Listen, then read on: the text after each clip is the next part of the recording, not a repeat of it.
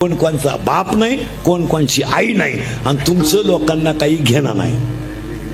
लोक सीझन पुरते वापरून घेणार, सीझन संपल्यावर सोडून देणार. आता माझं मशीन चांगलं आहे म्हणून लोक तारीख घेतात. उद्या 2-4 दात पडले, हवा जायला लागली, बाबा लोकांना काय घेणं आहे तुमचं? आपले डोळे गेले आणि टीव्ही चालू झाला, काय उपयोग आहे त्याचा? आपले गुडघे गेले आणि दिंडी निघाले. एक वाक्य सांगू, इंद्रिकेचे वाक्य आहे, खिस्सा जोपर्यंत गरम आहे आणि अंगात जोपर्यंत ताकद आहे तोपर्यंत सगळं जग सत्य आहे. ज्या दिवशी तुमच्या अंगातली ताकद संपेल आणि तुमचं जगणं जेव्हा पारतंत्र्यात जाईल तेव्हा तुम्ही जगातून संपले.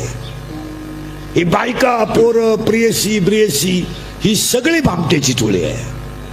कोणाला कोणावर प्रेम करायला वेळ नाही, हा सगळा मायेचा तमाशा. काही पोरं म्हणतात ती पोरगी माझ्यावर प्रेम करते, तुझ्या मेंदूत पाणी झालंय. ती प्रेम बिम काही करीत नाही, ती फक्त तुझं एटीएम मोकळं करते, बाकी काहीच करीत नाही.